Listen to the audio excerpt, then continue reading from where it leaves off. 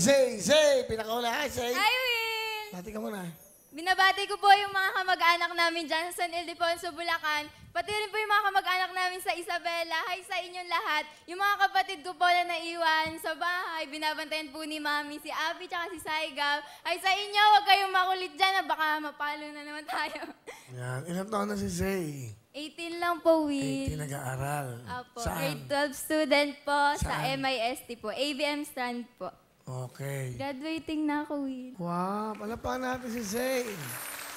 Ikaw ba may boyfriend? Wala, Will. Bawal po, strict ang parents, mapapalo. Ang nanay mo na trabaho. Ang mami ko po, may sari-sari store po kami sa bahay. Ang Tapos tatay? yung daddy ko po, truck driver po sa Pier. Hi, daddy. Hi, mami. Okay. Alam ba nila nandito ka ngayon? Opo. Asan tatay mo? Nagka-drive ngayon? Opo. Tingin mo. Hi, daddy.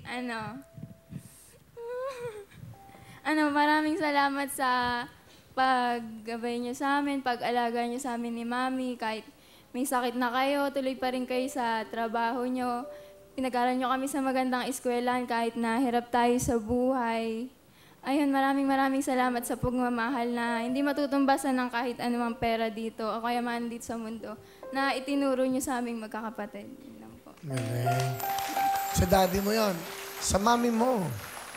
Mami, pasensya na, pasaway ako lagi.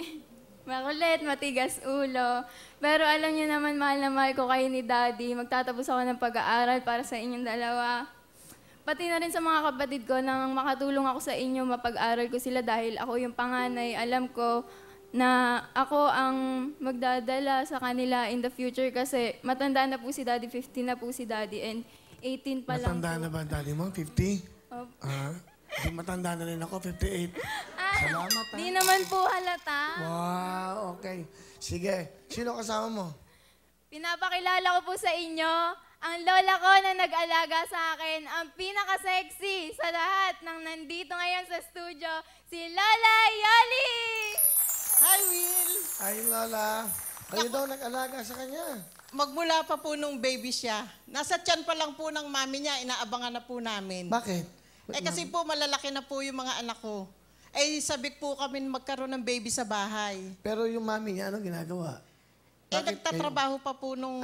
kayo nag-alaga? Oo, ako So, nag-alaga. talagang, ano gusto nyo sabihin sa inyo? Parang anak na yung apo nyo. Say.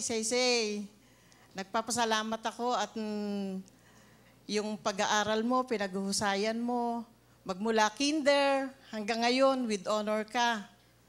Malaking kasiyahan ng magulang mo yan na magtapos ka ng may karangalan.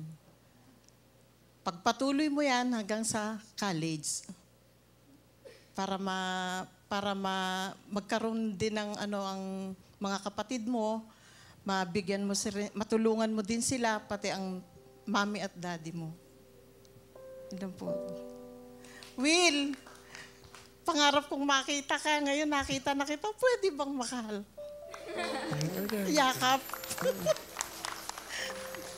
Parang kayo nag-alaga sa akin, ha? Yung jacket, ha? Ano kayo? Ano pangalan ni Lola? Lola Yoli. Yoli. Halika. Kamukha mo yung anak ko eh. Ganun ba? Pero kang gwapo. Oo. Akin na yung mas mahal. Kayo ba anong ginagawa niyo sa buhay na Nasa bahay lang ho ako. Mabait ang lola mo. O yan, bigyan natin ng bonus 5,000. Ay, salamat.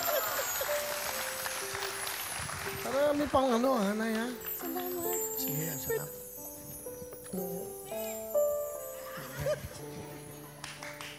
Swerte mo sa lola mo. Bait-bait. Sobrang swerte po. Ano gusto mo sabihin sa lola mo? Mami po tawag ko sa kanya. Sige, kay mami mo. Mami, maraming salamat sa pag-alaga niyo sa akin. Noong mga panahon na wala si Mami at saka si Daddy, ikaw yung pumupuno. Tapos, hanggang ngayon na malaki na ako, nandyan ka pa rin. Maraming salamat sa lahat, sa pagtulong mo sa amin, sa pagmamahal. Thank you. I love you. I love you. Ang sweet naman. Malambing si Say. Thank you, Lola. Thank you po sa inyo.